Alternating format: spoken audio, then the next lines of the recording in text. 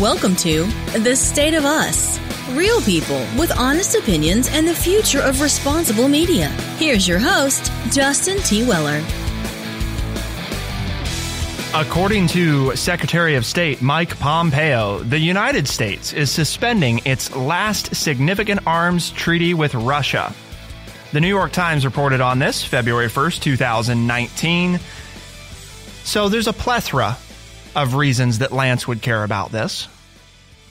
Just to name a few, though, a new arms race could begin as a result of this because, we're looking to build better weapons now that can match what Russia's got. And that's kind of one thing leads to another. We got to be even, we got to be matched, or we got to have a leg up on them.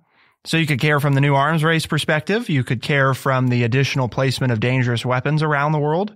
You could care from the proliferation of nuclear arms.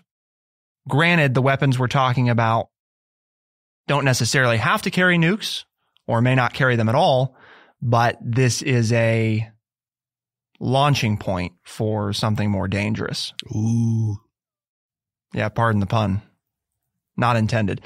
So there's a number of different ways you could care. We're going to examine all of them, and we're going to talk about did the Trump administration really have a better alternative option? We'll find out. But of course, we can't begin that critical conversation without your friendly redneck liberal, Lance Jackson. Is there another kind of option? You going to keep us in line today? I don't know. Okay. Well, I'm going to have to because you just said alternative option. Either they didn't have another alternative or they didn't have another option. I don't think you need to be redundant. You don't have an alternative option? I don't think so. Okay. I don't think you need to say that. I'll have to think about that one. Okay. I'll have to think about it. So let's take a look at the New York Times, what they reported here. Secretary of State Mike Pompeo announced the decision on Friday as the Trump administration maintained that the Russian government has been unwilling to admit that a missile it has deployed near European borders violates the terms of the 1987 Intermediate Range Nuclear Forces Treaty. It is important to note that this is not Trump being Trump here either. Now, there might be stuff in here about Trump being Trump, but this is not a manufactured thing that's strictly partisan because President Obama also referred to this as well. And he was the first one to accuse Russia of having this weapon that they're not supposed to have under the treaty. And since then, Russia has basically either flat out denied it or refused to acknowledge at all that the weapon is a violation of the treaty. By contrast to all of this, though, the treaty aimed to provide provisions that restrained and prevented the United States from deploying new weapons to counter China's efforts to cement a dominant position in the Western Pacific and keep American aircraft carriers at bay. China was still a small and unsophisticated military power in the mid-1980s and not a signatory to the treaty that was negotiated between the United States and a rapidly weakening Soviet Union. Mm-hmm. Again, at the time, they weren't a threat. Right. So there's no reason for us to include them because they weren't of that status, nor did they have those kinds of weapons or necessarily have a plan to make those kinds of weapons. China, that is. And you think, Lance, that this whole thing, because again, understanding that the original treaty, the original goal of this was to ban an entire class of weapons. Yes. And there are no weapons in the American arsenal right now that could be quickly deployed. So us just backing out doesn't mean that tomorrow there's all these weapons. Right. Because again, that was the point of the treaty, is that this entire category of land-based missiles with a range of 300 to 3,400 miles that both the United States and the Soviet Union deployed in the 1980s were all taken out of commission, and you couldn't manufacture new ones. Right. So now Russia's in front of us. We don't have these things. Well, isn't it more that they don't have those missiles? They're placing them in locations that are in violation of the treaty. Or did I misread that? Well, they did. Miss that. In 2014, the Obama administration accused Russia of turning out a new missile that violated the treaty. Okay. All right. And last fall, Dan Coats, the national intelligence director, published a detailed history of Russian violations, which included placing new missiles in areas that violate the Gotcha. treaty. So it's a little bit of both. Right. Okay. They Right. both have developed a new missile Right. that is not in line with the treaty, and they're placing missiles in places they shouldn't be. And Russia's response is that U.S. deployment of defensive sites to shoot down missiles coming from Russia are in locations or could be quickly turned into weapons. That right now they're defensive installations, but the Russians' counterclaim is that those defensive positions could be turned into offensive positions. Correct. Very quickly. So that's their counter argument, because of course, very rarely do you find one side who says, yeah, we're breaking the treaty. So what? What are you going to do about it? Right. We're breaking it for no reason. The thing that pops into my head is the Cuban Missile Crisis. Yeah. In 1962, where the Russians go, yeah, you're right. You got the pictures that show us building nuclear weapons in Cuba, missile sites. Yeah, we are. So now what? What are you going to do about it? Right. But that's very not rarely does usually that the way happen. that goes. Right. Okay. Yeah. So Russia does have in fairness to them, mm-hmm. if you're an isolated nation who has a struggling economy and the one thing you got going for you is military, and you feel like there's an entire organization, which there is, it's called NATO, that it simply exists to put you down. And you're being run by a former KGB agent, right? Not a businessman. It is reasonable to see why Russia would feel threatened by our ever expanding presence and the possibility of new members being admitted to NATO, feeling like there's an entire organization that simply exists to be a problem for us. And we're not in their minds, right? We're not the Soviet Union anymore, and we're still being punished and treated like we are. Right. But the other side of this, and I think it's really important, is it's more destabilization in Europe, because President Trump has not been strong in support of our traditional allies in Europe. And the Europeans are very scared of any kind of nuclear attack breaking out on their soil. I mean, this goes all the way back to the Cold War, that the United States was involved in since the end of World War II with the Soviet Union. And then with Russia, because now it's like, okay, these two countries, Russia and the United States, are arguing over territory that belongs to us. And we have a U.S. president who says, you know what, we really don't care about you as much anymore as we used to, because we're worried about what's happening in our country. So this is a way for the United States to protect U.S. interests without paying for military bases or paying for boots on the ground or all these other things, but it puts our European allies in harm's way. So it's an interesting scenario in that the United States is doing it in our minds to defend, but to some of our European allies, it's like, oh, here we go again. Now we're being put in the middle between these two superpowers. But I don't think that's the real reason. I mean, we're talking about it. Yeah. I don't think that's the nuts and bolts of it, but that is an issue. That is on both sides. It's created, regardless of whether or not we want it to be, this idea that this creates an arms race, that this could start to create nuclear proliferation.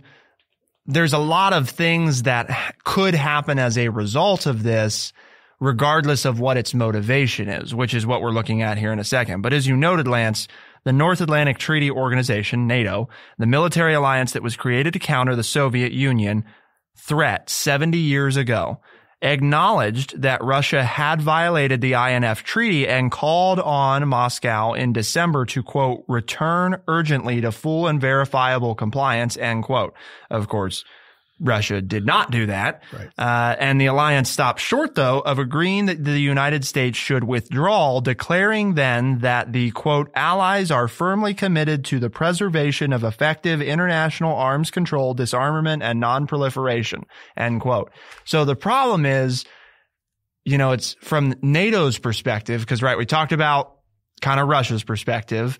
NATO's is this, like you said, we're going to be stuck in the middle of this, and we don't want any more of these weapons at all. because we don't want to mess with them. You know, we don't like them. We don't want them. Yeah. And this is the old story. Here's where we have a generation gap, so to speak. Mm-hmm. This is what I grew up with. I mean, this from the time I entered school. An evil Russia. And started, and was, basically had started my teaching career. This was the storyline. You know, I studied a lot of Russian history in college, because I figured that was going to be very important through the rest of my adult life. And then we have the tearing down of the Berlin Wall and the fall of the Soviet Union and perestroika and glasnost. And, it seemed like, wow, the time clock, the nuclear time clock has, been pushed back to almost 11 or 11:30 instead of 11:59. I don't even know if you're familiar with that. That was something kept by an organization as how close we were to a nuclear attack by somebody. And it was my whole life. It was 11:50 something, and I think if it even exists anymore, it's been pushed back because it's like, hey, we've got all these treaties. The Soviet Union's broken up into Russia.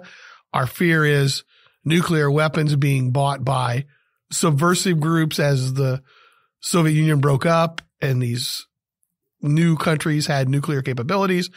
But, hey, the superpowers are getting smart. They're not building stuff. They're not. And that's where your generation has grown up. It's like the 25 years you've been around. It's like, what are you talking about? Nuclear proliferation, blowing up the world. For me, I'm revisiting what I grew up with. And so that taints my opinions quite a bit. And then that leads to the U.S. perspective of, again, forget whether or not you're supportive of the president's agenda. It's just a simple, somebody who in the past has been a significant adversary of ours is developing a weapon / has a weapon / has deployed a weapon that is a real live threat to our security. And who comes from the generation that President Trump does. And there's many, many people in this country who, again, whether you were wealthy businessman Donald Trump, whether you were a teacher like Lance, whatever, they all remember, this big, nasty threat known as Russia and, or known as the Soviet Union, really.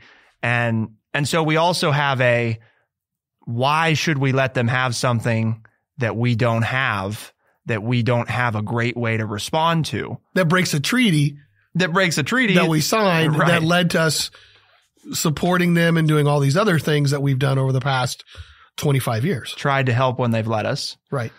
Depending on the leader. There were some, right. Yeltsin and some of them where we tried to create a more democratic Russia, a more capitalistic Russia that didn't work for the Russian people, and they turned back to communism because it at least provided some stability. Right.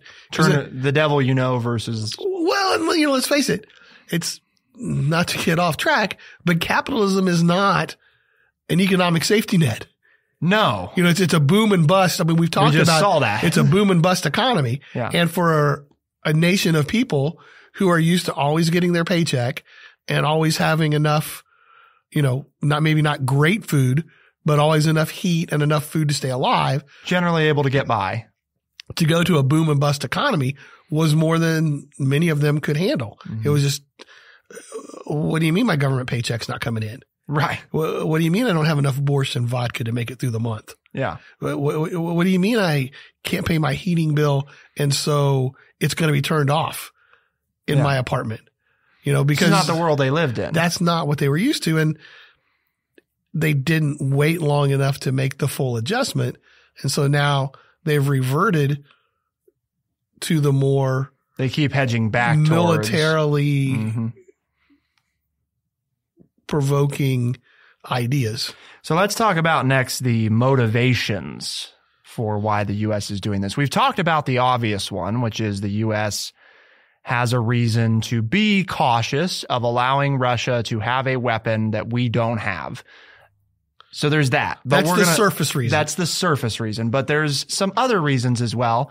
And I've already hinted at them through some of what the article mentioned. But before we get to that, Lance, we're talking about Russia, about nukes, about all this super exciting stuff. And we're doing it because it's important that people know what's going on. But how do we embody that through our mission?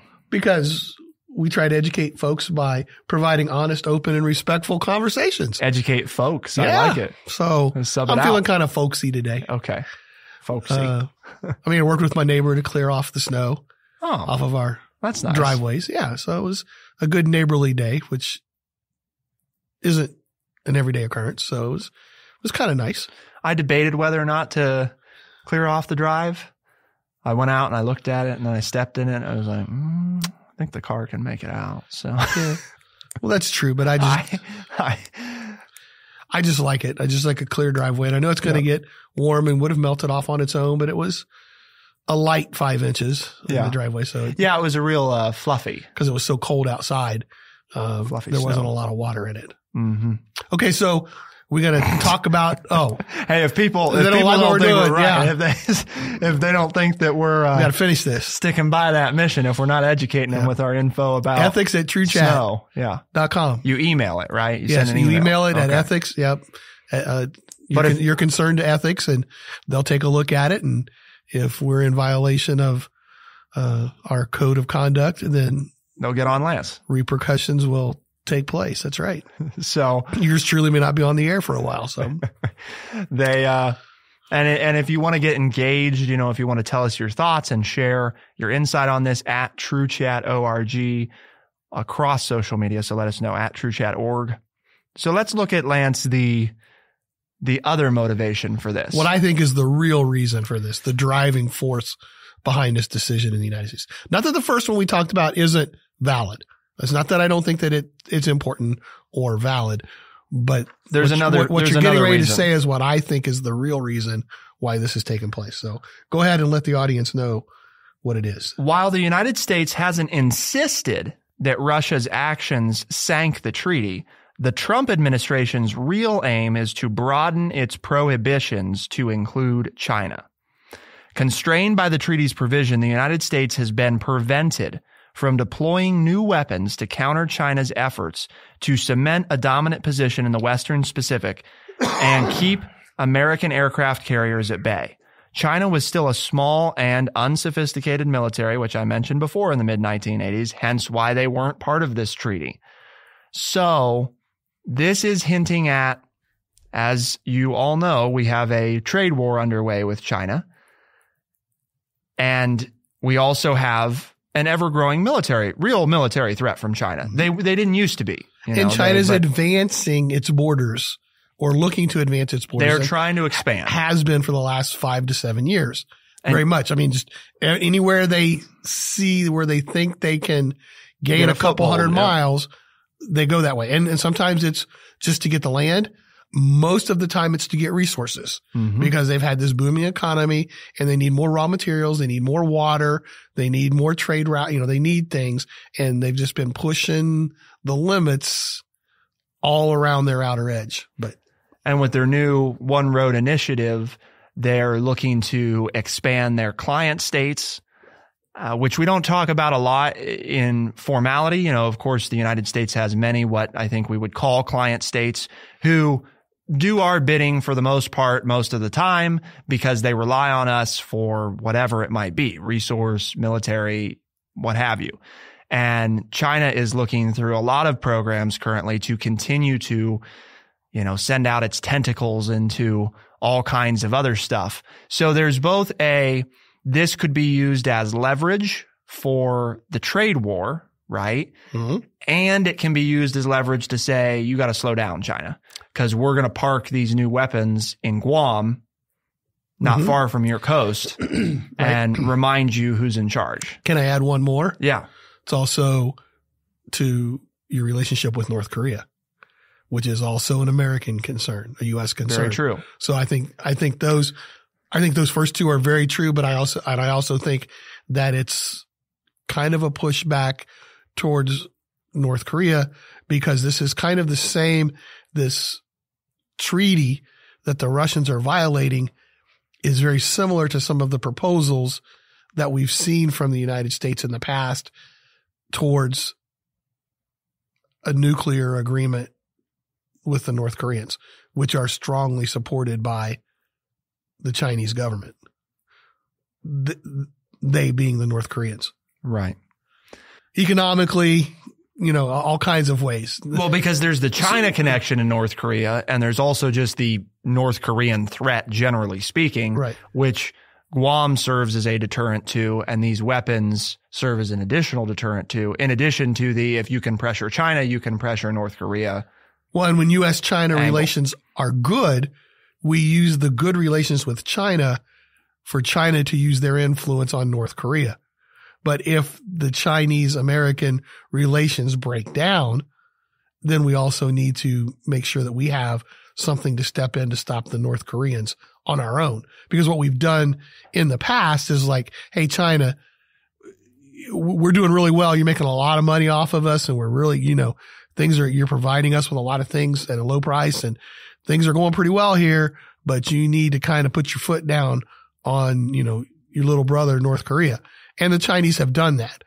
But as we start to see splits in the U.S.-China relationship, then we lose that a little bit with North Korea. And so we have to have something in place to where we can do something on the world stage to North Korea without looking like a bully or looking like we're just promoting our own welfare. So I think all three of those things are very, very important in this decision, which is why I think China's the real goal here towards pulling out of this treaty.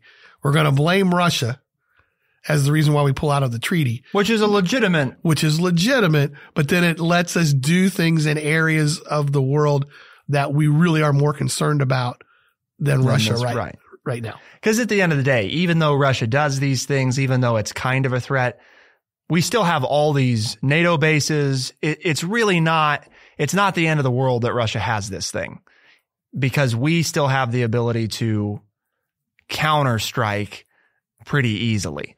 It's not our security's been super compromised by this. It's not one of those situations. I mean, to what extent it's compromised, I don't know. I'm not the right person. We're not the right people to ask. That's one of our military people. You get them in a locked room where, the press aren't around. How dangerous is this really? It could be, maybe it is more dangerous than we realize, but it seems like it's we have ways to handle this. So it becomes more of we're worried about China, and we don't want to be seen publicly breaking a treaty, so we need to back out of this thing. Russia's given us a good way out so that we can use these weapons to leverage China again. And as we talked about on Wednesday's show, that the intel commit groups all say that the biggest fear of Russia has to do with their coming in through the internet and different things, that's the real issue with Russia, as you point out. That's the main concern. Not weapons, but what they can do through not traditional weapons, but more cyber attacks, cyber weapons. Whereas China is the group that we're more concerned about. And I'm showing Lance, we're concerned too about this nice picture of President Xi Jinping and Vladimir Putin sitting together, talking at the Eastern Economic Forum. That was the other point that the Intel Committee's leaders made. Yes. Is that a concern is that they are the growing friendship in air quotes between, dare we say, China and Russia. Two people who, from a U.S. standpoint, we don't want them to be friends. Unless they're friends with us, then they can be friends with each other, but they're not really our friends. So at least not right now. So that's something we've been able to avoid. Right. We've been trying to avoid that since World War II. We've been able to keep their interests at odds. Usually they're more of a burden to each other than then their interests more often don't align than they align, it seems like, other than when it comes to us. And then a lot of times, I think that's part of what's fostering is they're realizing, hey, if we work together, we can really deal some damage to the United States. We can knock them down. And Putin's looking to become more of a major player on the world stage than Russia has been in the recent past.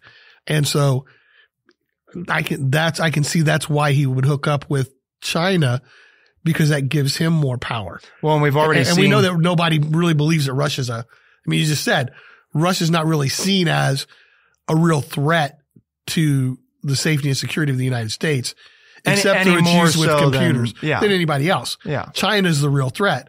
Well, if Putin can hook up with China, that might raise Putin's and Russia's status, which is what he's looking for. He wants Russia to be a major player on the world stage while he's leader. And right now they're not like they were pre-1980s. Well, and I think part of that too, right, it isn't about Russia's military capability, because from that standpoint, they still are a world superpower, militarily speaking. It's because of the post kind of war-esque society we live in. I mean, granted, we're still in a lot of armed conflicts all over the place, but the post-World War level conflict era that we're in right now means that the real power is whoever has the best economy. And we know, Russia's not even in the top 10. So from that standpoint, Putin knows he's got a problem there. Mm-hmm. And an easy way to fix that is not build my own economy, but latch on to the world's number 2 economy, because I ain't going to latch on to the number 1 economy, because that's, that treason, right? Right. Depending on or already have, depending on how you look at it, I suppose. So let's end with Lance, because I think this is important. We criticize Trump and his administration frequently. It's not a secret. Often Lance and I don't agree with the choices that are made. There have been times where we've ceded that, things were the right call or that there wasn't a better call to be made. And there's times where Lance and I have disagreed. One of us siding with, one of us siding against some decisions. But I think for this one, it's important that we talk to people about, I guess I could ask the question, is it the right call? I don't know if it's fair for Lance and I to try to answer that, because again, no matter how much we might dislike the administration, we're also still not privy to the level of information that they are. And knowing what they know may very well change whether or not we think this is the right decision, about both Russia and China. Exactly. All we know is what the public knows about Russia and China's capabilities. But we know for certain that our intelligence knows all kinds of stuff that we don't. So, and and how does this tie into the upcoming summit in North Korea? Yep. And, even the issues in Venezuela. So is there a big picture that we haven't connected the dots yet, that the president is actually following Bolton and Pompeo, who have a plan, these hawkish leaders that he has, advisors that he has right now? Is he actually following some big plan that they have? And that's why we're seeing us involved in what looks like all these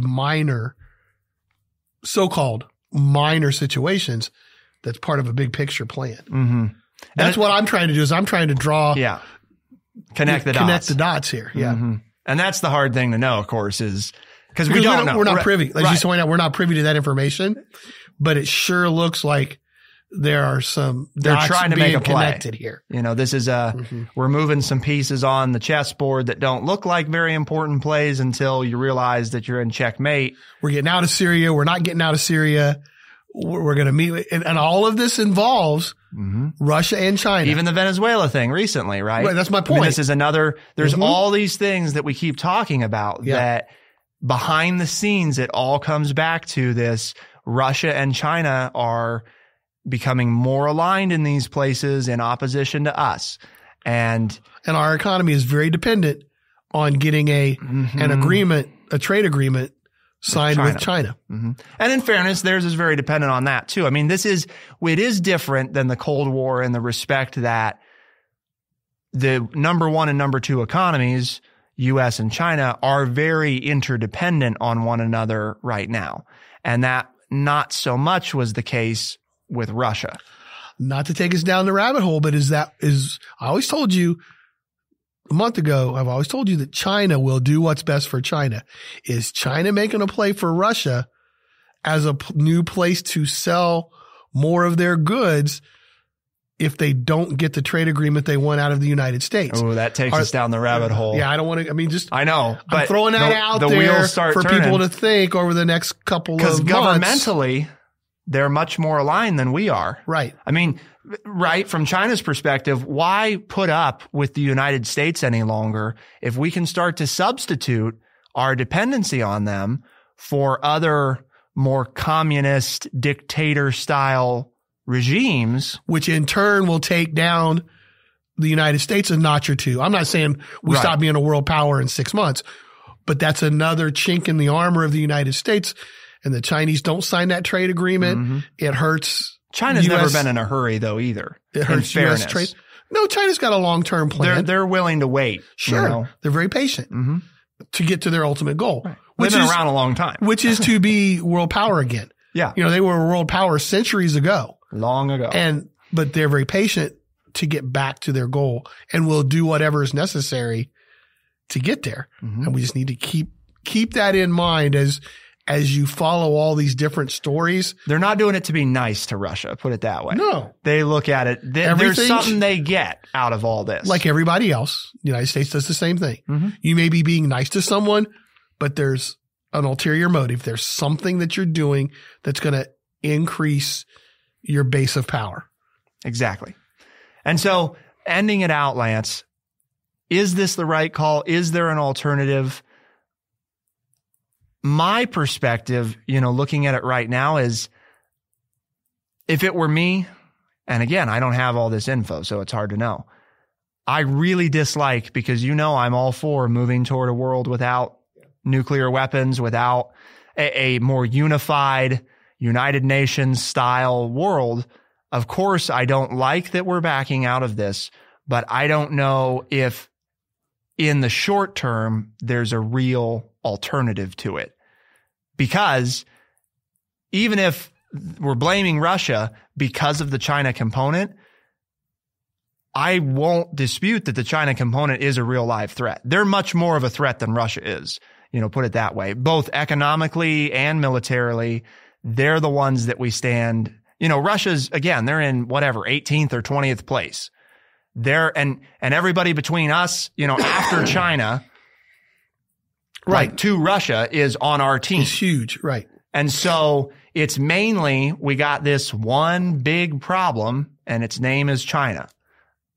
And how are we going to address it? Well, just very quick. I don't know. I don't think the call would have been different. Put it that way. I don't know if I don't see a better choice right now. Just very quickly, I will admit that I have been one to be very concerned of President Trump appearing to cozy up with North Korea, to cozying up with Russia and with China.